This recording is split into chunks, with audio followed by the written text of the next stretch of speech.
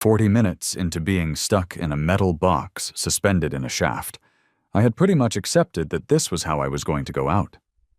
I had already tried calling my girlfriend, the CEO, about a dozen times, but she never picked up.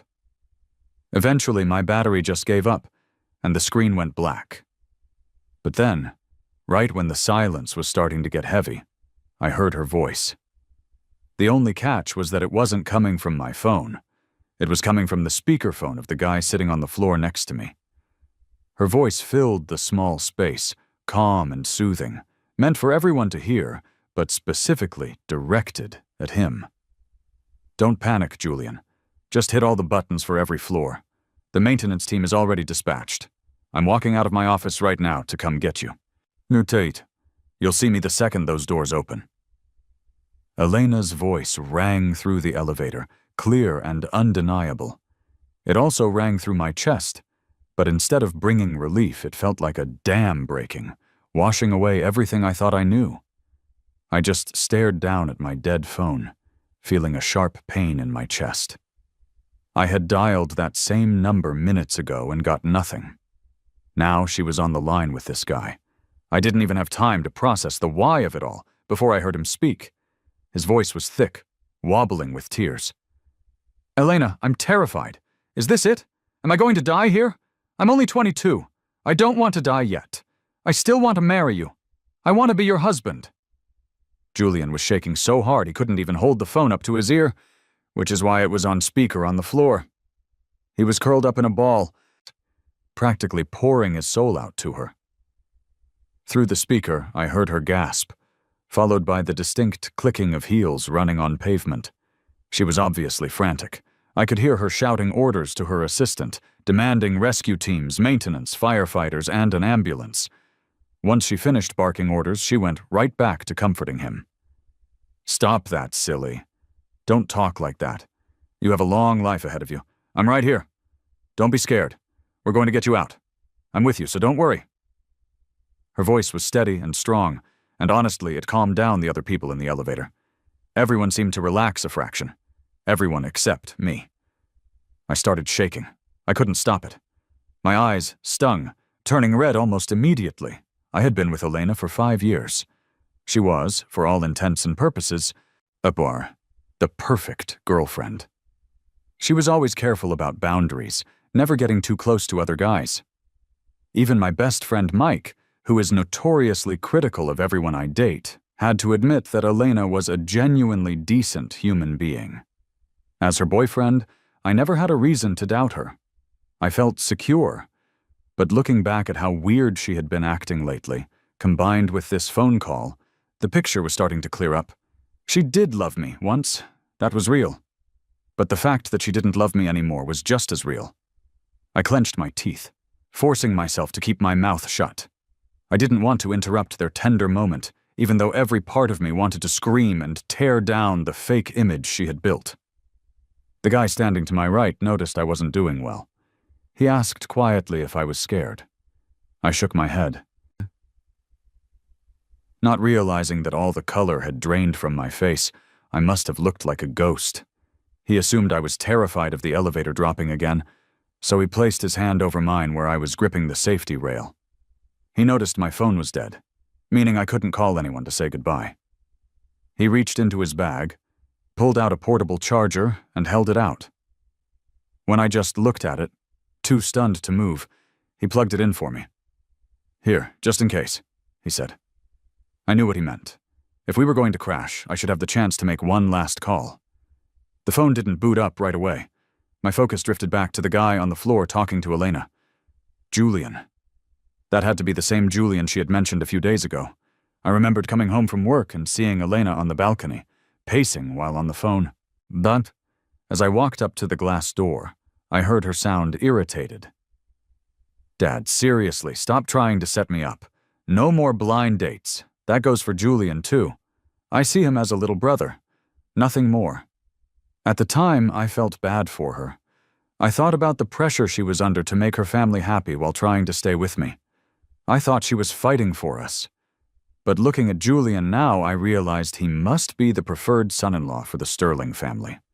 Everything he had on was expensive. Custom-tailored suit, designer shoes, perfect haircut. He had the vibe of someone who had never heard the word no in his life. He was nothing like me. I was just a guy from a small town who got good grades and worked his way into the same room as people like the Sterlings through sheer exhaustion and family support. Suddenly, the elevator lurched hard. Then it dropped. Everyone screamed. It felt like my stomach was in my throat. Fortunately, we didn't hit the basement. The brakes kicked in, and we slammed to a halt around the 8th floor. My heart was hammering against my ribs. Aside from me and Julian, there was a married couple and 2 other strangers, a man and a woman. We had stopped, but nobody felt safe. This was the second drop. The first time we had stuck at the 15th floor. Building management had tried to pry the doors open, and that's when the cable slipped, dropping us to somewhere between the 12th and 13th. The people who had been keeping it together were starting to lose it. We were in a bad spot. Too unstable for regular maintenance guys to get us. We had to wait for the fire department and the specialized rescue squad. After this second drop, even the people outside were freaking out. Elena heard the scream and the crash over the phone. I heard an engine revving and tires screeching on her end. She was probably running red lights. Her voice was shaking now. Julian, don't be scared. I'm almost there. Just hold on for me, okay? Julian had completely fallen apart. He was just sobbing now. Elena, save me, please, save me. The couple in the corner was hugging each other, whispering prayers. The guy next to me gripped my hand tighter, leaning in like I could protect him. The woman standing by herself saw Julian curled up on the floor and, after hesitating, reached down to help him up. It's not safe to squat, she said gently. Keep your knees bent a little and hold the rail. For a minute, nobody spoke. The air was thick with fear. The couple started recording a video on their phone, saying their goodbyes. The man next to me was texting rapidly.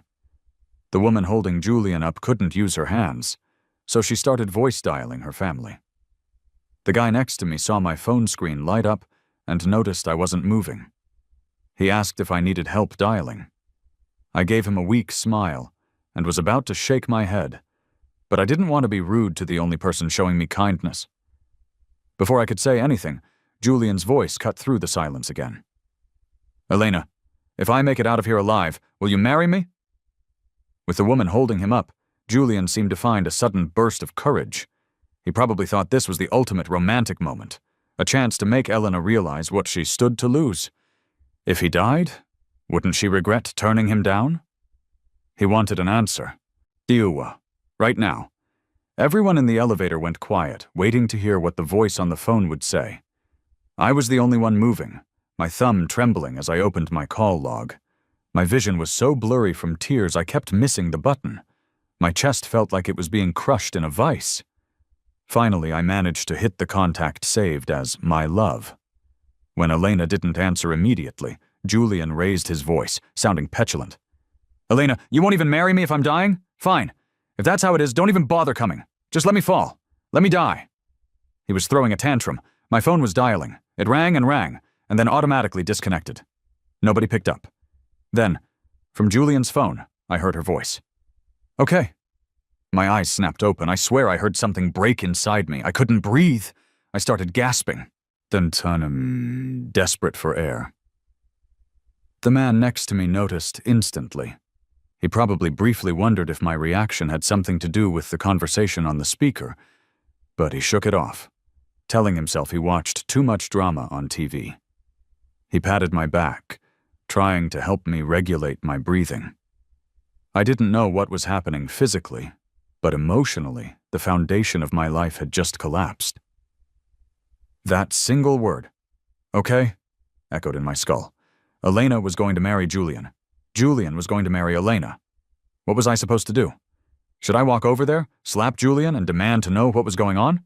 Should I scream at him for being a homewrecker? Should I spit at the phone, call Elena a cheater, and break up with her right there? I used to think I was the type of guy who wouldn't take any nonsense. I remember telling my college roommates, puffing out my chest, if a girl ever cheats on me, I'm done. I'd kick her to the curb immediately. No second chances for trash. I can still see my younger self saying that, so confident and so naive. So why was it that now, faced with the actual betrayal, I was just paralyzed? I was numb. I opened my mouth to speak, but my throat was so dry and tight that nothing came out. This is what betrayal feels like. Internally, I was screaming, a hurricane of rage and grief. But on the outside, I was just a statue. Only the stranger next to me saw the crack in the mask. He looked at me with deep concern, seeing a man who looked physically uninjured but was clearly shattered. He just held my hand tighter. When Julian heard Elena say yes, he practically jumped. The woman holding him had to grab him to keep him steady. His sudden movement made the elevator sway again, terrifying us. But thankfully, it didn't drop. Julian noticed the angry looks from the rest of us, but he didn't care. He was too busy celebrating. "Elena, you promised. You said you'd marry me. You can't take it back, okay?" Elena didn't respond immediately. I heard a car door slam on her end. She was there. It usually takes an hour to get from the Sterling Corporation to this building, but she made it in 30 minutes. She must have flown. She was so worried about him that she couldn't even look at her phone to see me calling. She was so worried she forgot she already had a boyfriend. She was so worried that, without even bothering to break up with me first, she engaged herself to someone else, watching Julian's happy face. I thought back to our 3rd anniversary. My dad had found out we'd been together for 3 years and called to ask about marriage. He gave me the standard speech about not getting any younger and how the older generation just wants to see their kids settled.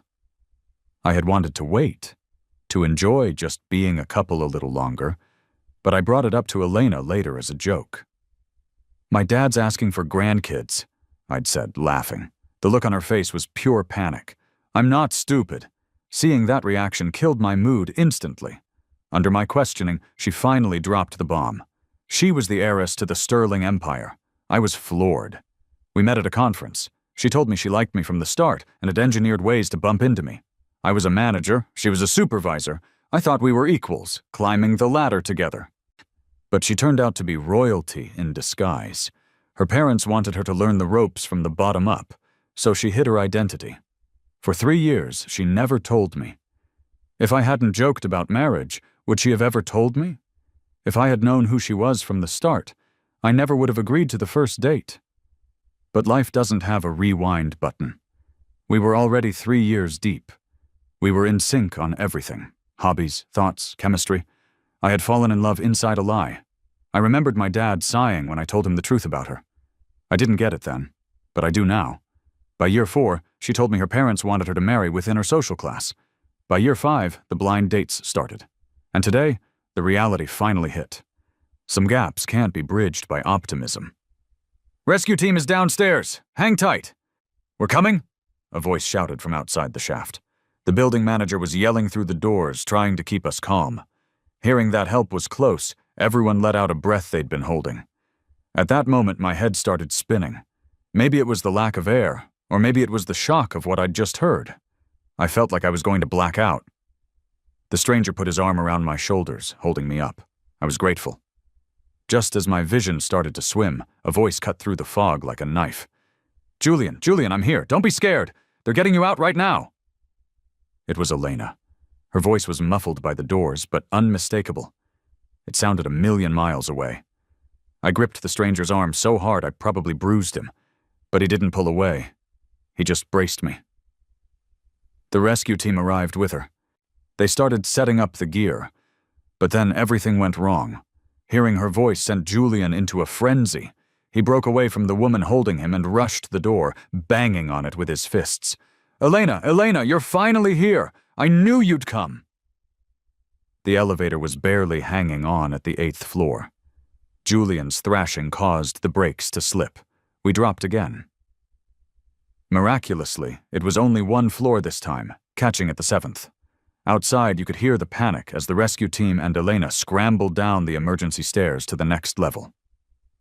Elena looked like a wreck. She had ripped off her scarf and thrown it on the floor. Her eyes were locked on the steel doors. She kept talking to him. "Julian, are you okay? Stand still. Stop moving. They're opening the door. Be good. Stay there." "I'm not leaving."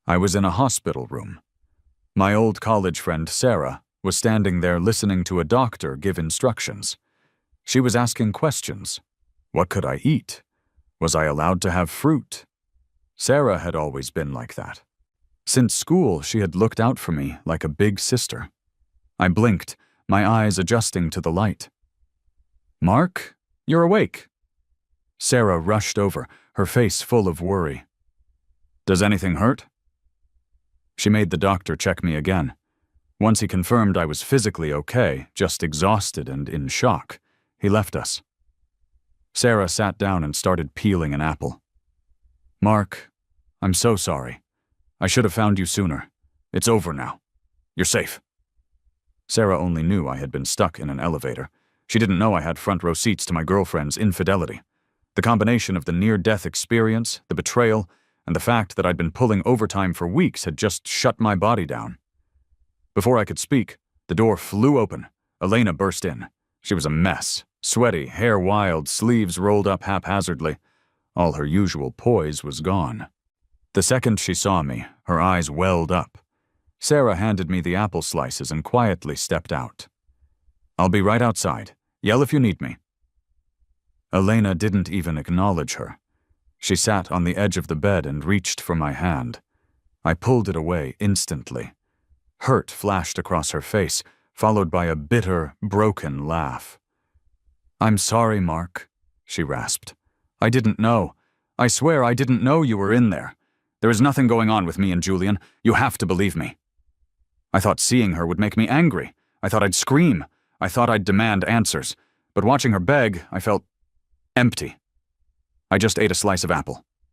"Mark, please say something. I know I messed up. Just give me a chance." I finished the apple. I looked at her. "I need to rest. Please leave." She stiffened.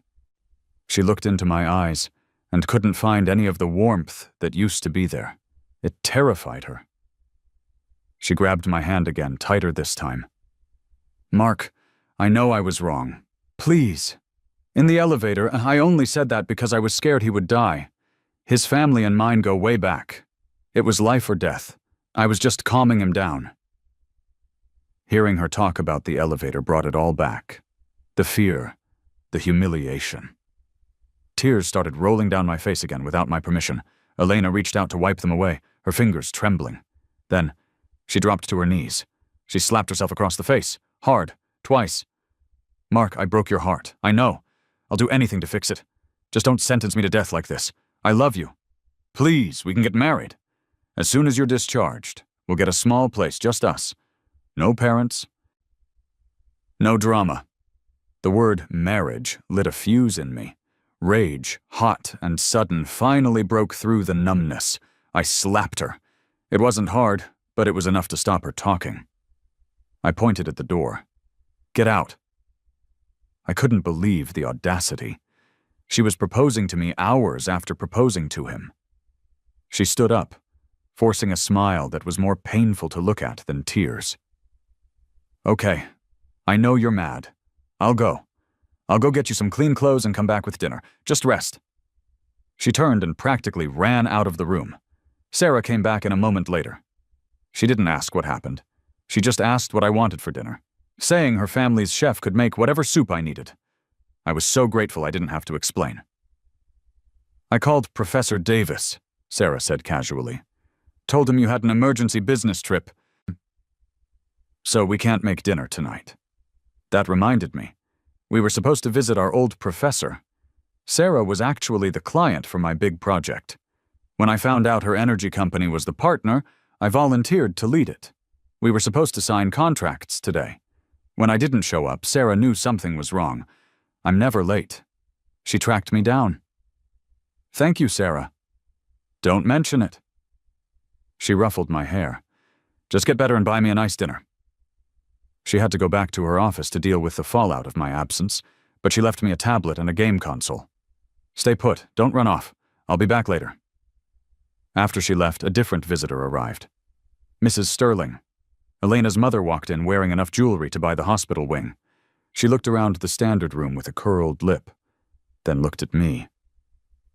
"So, you're the man keeping Victoria distracted." It wasn't a question. I knew right then that even without the elevator incident, we were doomed. "Who are you? If you're lost, please leave." She looked shocked. "Excuse me, a nobody from nowhere with zero manners? I expected as much." She sat on the sofa, uninvited. "I am Elena's mother, and don't speak to me like that. You barged in here, didn't introduce yourself, and started insulting me," I said, my voice flat. "Who's the one with no manners?" She slammed her hand on the table. "I am Mrs. Sterling. Do I look like some random woman to you, you disrespectful little—" "Mrs. Sterling, if you have a point, make it. Stop wasting time." She took a breath, composing herself. "Fine. Julian told me what happened. You aren't good enough for her. The family will never approve. She and Julian are a match. You're just a placeholder. Name your price. We'll pay you to leave.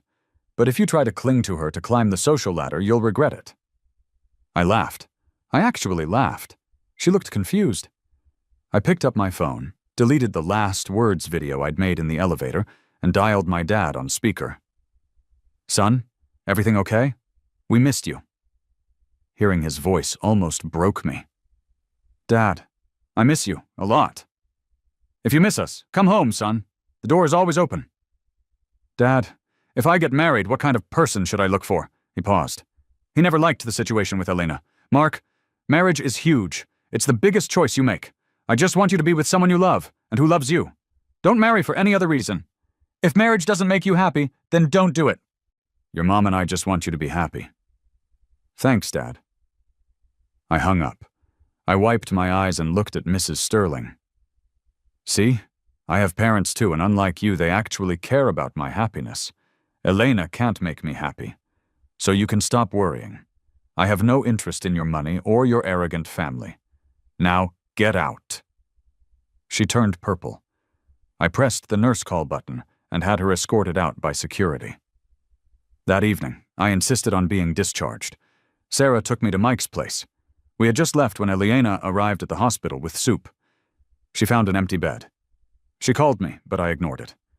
She went to our apartment, saw the lights off, and dropped the thermos on the sidewalk.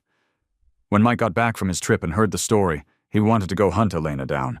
"That psycho. I knew she was too good to be true." "And that Julian kid, what a loser. Bro, forget her. I'll set you up with 10 better girls by tomorrow." "Mike, chill. I'm not looking for anyone right now." He dragged me out to get food anyway. Downstairs, we ran into Elena. She looked like a ghost. No makeup, dark circles, looking frail.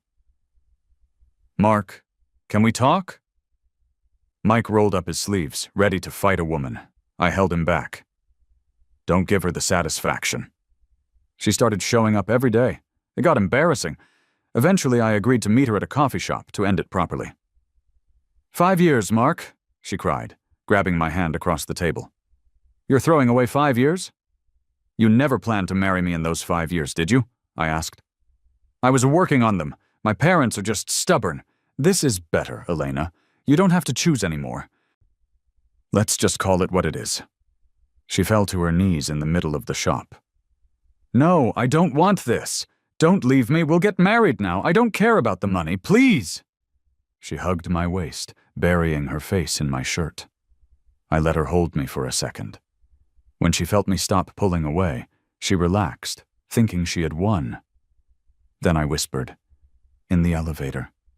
When Julian asked you to marry him. I called you. That was your last chance. You didn't pick up?" She froze. The blood drained from her face. She remembered. The phone ringing while Julian was crying. She had ignored it. I pulled away and walked out. She stayed there on the floor. I took 2 weeks off and went home to my parents. I needed to be a kid again. My dad, the dean, and my mom, the doctor, didn't ask questions. They just fed me and let me exist. D'Antoine? Sarah drove down to pick me up. She brought gifts for them, like she was trying to win favor. On the drive back, she glanced at me. "You haven't missed me at all, have you? Heartless." "I missed you," I said. She smiled. "Don't feel pressured, Mark. I've waited this long. I can wait a bit longer. Just be happy. No more sad faces." 1 year later, Mike gave me the update. Elena had been forced to marry Julian. It was a disaster. They fought daily. Julian threw an ashtray at her head once, Mrs. Sterling slapped him, and Julian fought back. It was a circus. Elena was miserable, stuck between a husband she hated and a mother who had sold her out. One night, Elena drove by my new place. She sat in her car, smoking, looking at the window. She saw me walking up the path. Sarah was with me. We were laughing, carrying groceries. Sarah fixed my collar, and I took her bag. It was easy. It was peaceful. Elena watched us go inside. She stayed there until midnight. Julian called her, but she didn't answer. Eventually, her butler called to say her mom had been hospitalized from stress. Elena drove away, whispering to herself in the dark car. It wasn't supposed to end like this.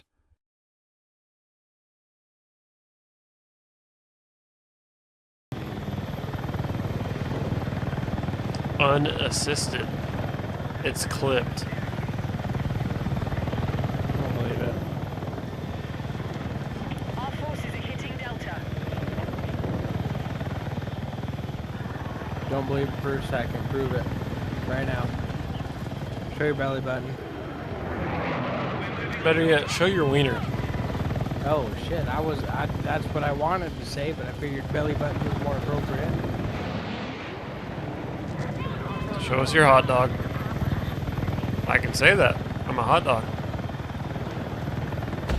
Here, Ellie.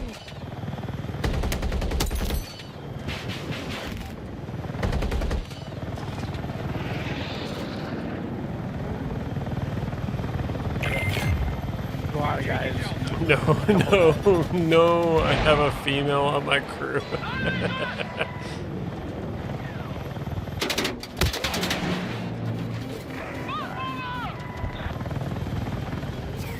Oh, he put the clip in chat.